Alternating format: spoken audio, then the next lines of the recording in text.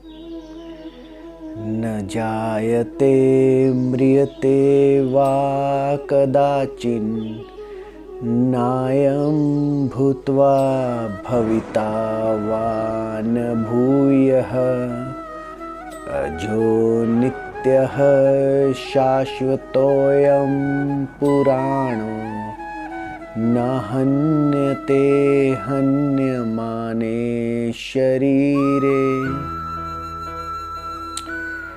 भगवान श्री कृष्ण गीता के दूसरे अध्याय के 20वें श्लोक में अर्जुन को कहते हैं कि आत्मा ना तो जन्मता है और ना मरता है, इसका कोई भी शुरुआत नहीं और कोई भी अंत नहीं।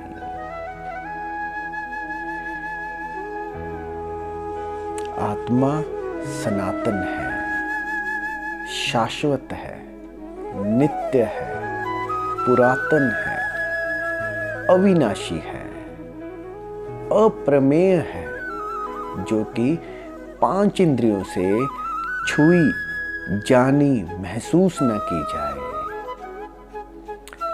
अब भगवान अर्जुन को बता रहे हैं कि तुम जिस भी अवस्था में जी रहे हो उससे ऊपर उठो, क्योंकि अर्जुन कह रहे हैं कि मैं इन सबको नहीं मार सकता।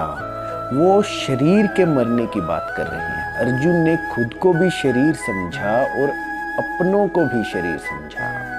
भगवान कह रहे हैं कि तुम आत्मा हो, कि तुम उससे ऊपर उठो। जब तुम वो आत्म तत्व हो तो वो सभी आत्म तत्व हैं, इसमें मरने वाला कोई नहीं रह जाता। भगवान ने इससे पहले हमें अलग अलग तरीकों से बताया है कि ये नाश रहित है, तो वो तत्व है जो नाश रहित है, जो 5 इंद्रियों से अलग है। तू अविनाशी है, जिसका कोई नाश नहीं कर सकता। तू नित्य है, तू अरूप है। तुम वो चेतना हो जो अभी इस रूप में खेल रही है और इस रूप के पीछे अरूप में अभी भी मौजूद है और पहले भी थी, बाद में भी होगी। भगवान कह रहे हैं कि इस होने के पीछे कुछ है जिसका कोई जन्म नहीं हुआ, जिसकी मृत्यु नहीं हुई। ये शरीर और 5 इंद्रियों से बना ये सारा संसार जो है ये समय में है, जिसमें पास्ट और प्रेजेंट है, लेकिन वो अनबॉर्न, अनडाइंग, अचेतन, अजन्मा, अमृत्यु, वो तो समय से भी परे है। वहाँ पे कोई आदि नहीं, कोई अंत नहीं। वहाँ पे समय शुरू और अंत कुछ भी नहीं है, वो यहाँ तक ही है। और जिस संसार को हमने और अर्जुन ने जाना है, वो सारा संसार मरता, जन्मता और बदलता है, क्योंकि हमने अपने होने को इस शरीर तक जाना और फिर सभी को इसी शरीर के माध्यम से जाना। और इस माध्यम से जो भी है वो सब बदलेगा। वो सभी का जन्म हुआ है, एक तारीख भी मिली है जिसका बर्थडे भी होता है और उसमें मृत्यु भी होगी। लेकिन इसके पीछे, इस शरीर के होने के पीछे एक अजन्मा चाहिए, अमृत चाहिए, शाश्वत चाहिए, सनातन, नित्य, अप्रमेय, और वो मौजूद है। आप यूं मानो जैसे ये केवल मोती हैं। अब मोतियों के पीछे धागा सतत बना रहता है और धागे होने से ही वो मोती खड़े हैं।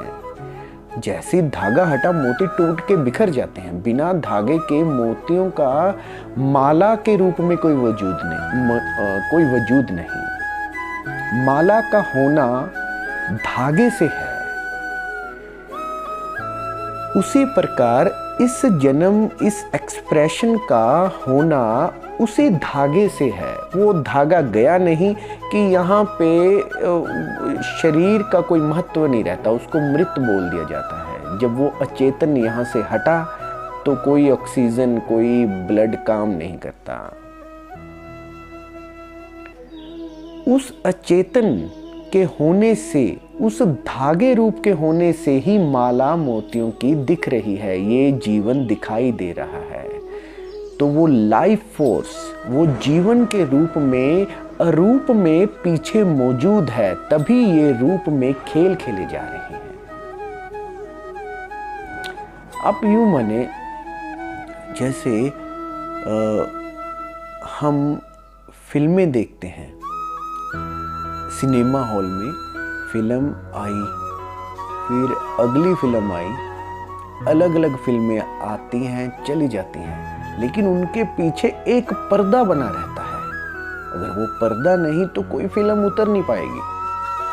पर्दा कभी दिखाई नहीं देता। उसी प्रकार अरूप इस रूप के पीछे सदैव बना हुआ है। वो शरीर जरूर बदलते रहते हैं फिल्मों की तरह। वो जैसे हम बाल्यावस्था से यौवन अवस्था, वृद्धावस्थाएं बदलती रहती हैं फिल्मों की तरह, चित्रों की तरह, लेकिन अरूप उस पर्दे के जैसे हर पल मौजूद है, नित्य मौजूद है। ये जो खेल बदले जाते हैं ये अनित्य हैं, जो कि बदलते रहते हैं, जो निरंतर नहीं है। शरीर अभी है, फिर पहले नहीं था और बाद में भी नहीं होगा, और ये रूप इन शरीरों को भी बदलता रहता है। उसी प्रकार जैसे कि पर्दे के ऊपर खेल बदलते हैं, फिल्में बदलती हैं, चित्र बदलते हैं, आकाशवत, वो अरूप आकाशवत है।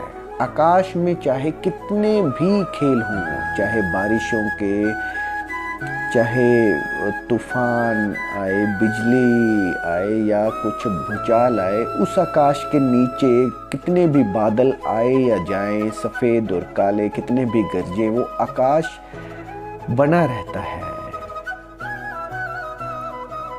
समुद्र वैसे ही बना रहता है। लहरें कैसे भी आए और जाएं, वो आती और जाती हैं। उसी प्रकार इसमें कुछ अजन्मा है, अरूप है।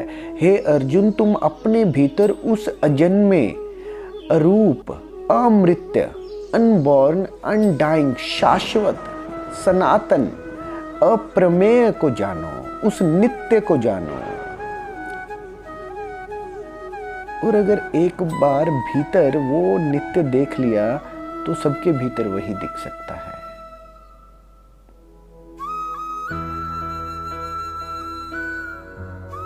ये जो होना इस शरीर में है, ये मात्र हमारे माइंड के 2 कणों में है।